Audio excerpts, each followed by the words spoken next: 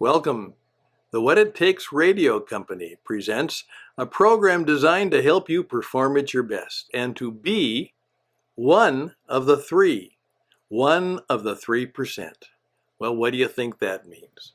Well, we all need reminding and we all need remembering, and that's vital to life. And so I would like to tell you a little bit of the beginning story for me. And it's about being one of the 3%. Here's the story. Greetings, my friends, and you are my friends because you're taking time to listen to my story. I think it's always good for us to remember that one of the key questions that we ask anybody is, "Hi, glad to meet you. Hey, tell me, what's your story?" We should do that rather than say, "Oh," or "What do you do?" or "Where do you come from?" Uh, that kind of limits things. What's your story? Now they're liable to say, "Well, I don't have a story," and we would say, "Oh, everybody has a story. Tell me one of yours," or "Where did you grow up and what was that like?" We want to exchange stories. And part of the problem with the COVID situation is that they said, don't socialize. We were made to socialize, except for a few rare hermits. We were made to be with others and to share our stories and experiences. And that's how we go and grow and how we learn, and hopefully how we learn to love and care for one another. So it's good to have your story, perhaps to have a number of stories, and then begin to share them from time to time as it is appropriate. Now, here I am at this age and stage where I've done a lot of things, and now I'm seeking to once again help people using the art of the mass marketing media, like the YouTube channels and the videos that are all around, and of course, the podcasting and radio channels that are now available for everybody to have their own program, even their own radio station. So, where did it all begin? Where did it all start? How did that happen? Well, that's why I want to tell you the story of how it began. The 3%.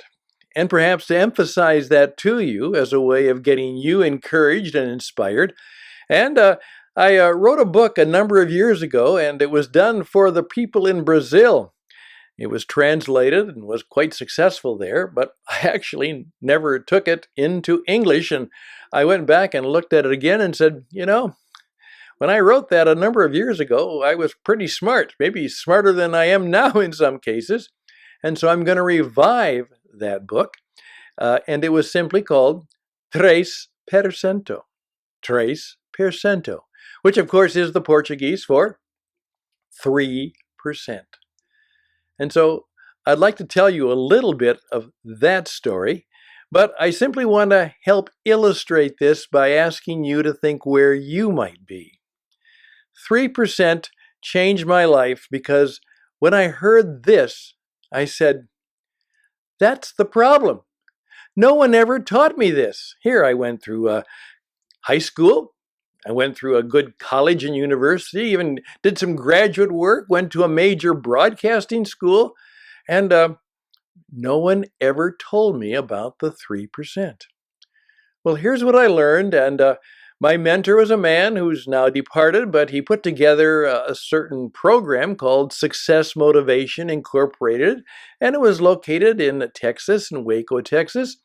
And Paul Meyer had been a man who just tried to make it happen and became a insurance salesman, was very successful at that, but then found out that selling insurance was what he did well, but his heart was really in helping other people do well. And so he had a variety of programs, and they consisted in something that's still very good and very unusual. He had a booklet, and the booklet had small chapters that would take you about 10 to 15 minutes to read. And you were to read each chapter, and you were to read each chapter 5 times. And then he had each chapter put in the form of a cassette. Remember those? And you were then to listen to the program 3 times And then you were to listen to it and read it at the same time for another 2 or 3 times. And you know what happened? As Paul said, you got it. It'll stick with you. It'll even go into your subconscious, and it'll be something that you may have forgotten, but you will never really forget. And think about that statement. So it will come back to you. So here is what I learned from Paul Meyer many, many years ago. And this is what got me to think about what I should do, maybe what I should be, or perhaps how I could help people. What he said was that many, many years ago, there was a study done, and there has been documentation of some of these studies. Some of the stories are a bit apocryphal and anecdotal, but the principle is related to some truthful work that was done and some of the anecdotes that came from that. But in the late 1950s and early 60s, when people were trying to discover, okay, what's this success stuff like? Uh, why are there people who are successful? And the old joke used to be is, well, if you're rich, beautiful, and famous, it's easier to be happy and successful. But it turns out that a lot of successful people were none of those things. They weren't rich. They were born really very, very poor. Nobody knew them. And they weren't particularly handsome or good looking, but they made their way. What was the thing that usually described the difference between those who were successful and those who were not in life? And what they discovered was it was quite simple. In effect, the people who were successful knew what they wanted. They had set some very specific, reachable, marketable, passionate things they remembered, oftentimes written down. They had set down a list of the things they wanted in life. What do you want? That's a question I oftentimes ask people. By the way, that's the same question that Jesus asked most people. What do you want? What do you want from me? Okay, you're coming up here. You think I'm a healer. I'm obviously a different and unique person. What do you want me to do for you? And so the question is, what do you want? And figuring out who we are and what we want, and then beginning to write those things down, to get them deep inside of our inside, to evaluate them, to keep trying to reach them, that when we fall down and fail to reach them, we get back up and find another way to try to reach them. And what they discovered is that the people who fit the category of truly goal-directed in their life were only 3%. 3% of the population. And those people were the ones who are most likely to be successful. In fact, there was rumors of a study that was done that about this time that they did a survey of a major famous university, well known, and they found out that even those highly educated men and women, only about 3 to 4% of them actually had any idea of what they wanted to do and had it written down. They fit the 3%. And that some many years later, 20, 30 years later, those 3% had 97% of the net worth of the entire class. A story, maybe true, maybe not, but it did very much cement in the idea that it's the 3%. And 3% are those who continually, in spite of all difficulty, keep pressing toward the mark for the high calling, both of their own spirit, but of the goals and the things they want in life. 3%. How many of you are in the 3%? Well, I couldn't raise my hand. I wasn't. No one ever taught me about that. Then it went on to say, then the next group are 10%. Now, these are the people who, it may not be quite as focused and it's a little bit fuzzy, but these are people, and you meet these people, they're quite intentional about their life. They know pretty much what they want. They have a good grasp of the things they'd like to achieve in their life, and they give it conscious effort and thought and work. And they're highly motivated, uh, perhaps not quite the intensity of the 3%, but again, knowing what you want and knowing who you are and what gives you great pleasure, what kind of suits your passion, 10%. Was I a 10%er? No, I wasn't. I'd done good stuff, but I'd kind of just moved into it and then found myself attracted to this and then attracted to that and acquainted with that. So I had been successful in that terms, but the problem was all of a sudden in my mid 40s, everything came apart. Everything fell apart. All the stuff I had and all the things I'd worked for fell apart. And there I was. As my wife said, we have no house, no car, no job, no money, broke, and a kid in college. And then she screamed at me and said, "That's exactly what I was hoping for when I married you 20 years ago." Well, of course, that wasn't what she had in mind. And the sarcasm was deep and bitter. And she left. And I still remember the sadness of that day. But we had to start over again. But thankfully, that's part of how I learned about being one of the 3%. You see, I was probably in the 60%. Hopes, wants, and wishes. Someday would be nice. The world is full of people who, someday. Uh, they kind of, do things by accident. They got a good job and it worked out, so they stuck with it. Uh, most of them didn't intend to be what they are. It wasn't part of their goals. It wasn't part of their intentions. It just, well, okay. And most people deal with the day and do it in a way that, again, they have some aspirations, a nice trip. It would be nice. It'd be good to go to college, or it'd be good to send our children. But they live more or less in a state of perpetual pressing on, but not necessarily making purposeful directions in what they want in life. Now, lots of people, they live okay, they live well, they raise their families, they send them to college, they go to their churches, they live good lives for the most part. And but oftentimes toward the end, they have a little bit of a regret about maybe some of the things they wish they might have done. 60%. And then there were the 27%, add them up, 3, 10, 60, 27. And these were people who just, didn't have a clue, never thought about that. Just dealing with the day and nothing more. Thank goodness it's Friday. And as a result of that, as someone said, the pizza companies sell more pizza on Sunday night because people are depressed about the fact that the weekend is over. They didn't get anything done that they wanted to get done, and now they have to go back to the job they hate. And so they deal with it by carving up and maybe a beer and a pizza to make them feel better. 27%, no hopes, no dreams, no wishes.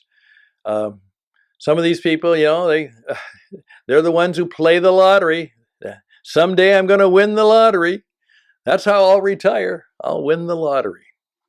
And off they go. Well, you can listen to that story, and most of you will right now be doing what I did, and that was to say, I wonder what it would be like to be one of those 3%. How do you do that? And that's what I set out to try and find out.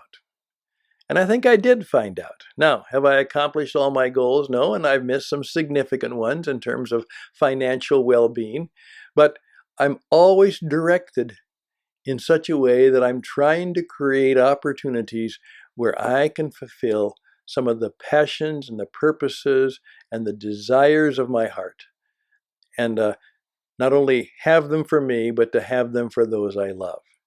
And so I'm continually, I was doing that for a woman, and she had heard about me at a conference, and I'd been recommended by a friend of hers. And so I came in and did a little workshop for her, her little company on being one of the 3%. And she was so deeply moved by the idea because she had just gotten the company off to a good start after having her own career crash. And then she called me in afterwards and said, I don't want to have any more seminars.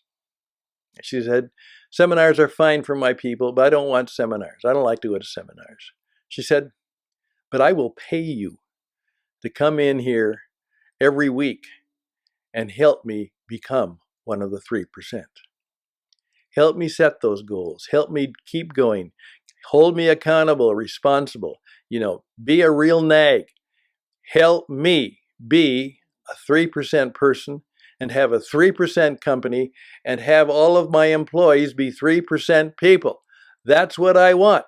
And I want you to help me do it. We're 3%ers. And that's how it all began. And that's how I became a business performance coach. And it led to all kinds of things that I had to get good at in order to help people be one of the 3%. And hopefully that's where I am now and why I could help you and your organization do as I've done for many years, be one of the 3%. But then on top of that, my 30 years of experience and my 50 years of experience in broadcasting means that I now have also the ability to help you use many of the new methods and media to actually achieve some of those goals, to actually be a person not only who has the goals, but has the means and the platform and the media and the confidence and the tools in place to make their mark, to win friends and influence people, or as I say, to make good friends, and then to serve your audience in the marketplace. We're going to help you become one of the 3%. That's what we want to help you do. Then we want to help you reach your audience. And then we want to help you be, the kind of person that brings a real aliveness to your message. They're not just buying your company and your product, they're buying you and your energy and your personality. They buy your products because in some ways they want to be like you. And you go on to leave a legacy not only in people's lives, but you write, you publish, you put together programs, and those programs and those people and those publications last forever. So we say, reach your audience, bring your message to life, and have just a little touch of immortality. Something that will succeed you, be here long after you're not here, and even from your grave, from the immortal space you're in, you will be able to reach and teach and inspire others. That's the goal and that's the mission, and that's what it means to be a 3%er. If you'd like to know a little bit more about that, why don't you reach out to me? StanHustad@gmail.com, StanHustad@gmail.com, and say, 3%, Stan. I want me and my company, I want us all to be one of the 3. And we can do that. That's what we do, and we do it well. Take care. All the best and blessings on you in your new journey in these difficult and challenging times. AI is going to put a lot of people in bad situations and a lot of people out of work. We're going to live in a new way of life and doing business, and we better be prepared for those changes by being one of the very intentional, one of the very thoughtful, one of the very brave and bold and courageous people who are one of the 3. All the best and blessings to you on that journey. Take care, be well, and bye for now. Well, we thank you for your time, and thank you for your patience, and thank you for listening to our story. And we hope that might be helpful to you. And hopefully you'll check out and send us, and tell the world your story. Reach out to me at StanHustad@gmail.com, and you can check out our 7 YouTube channels. Do a YouTube search for Stan Hustad 3% and see what comes up. And if you want to reach out and leave us a message, please do so. 520-664-7002 USA. That'll work. And as you leave a message, please remember, this fine program is brought to you by the What It Takes Radio Company.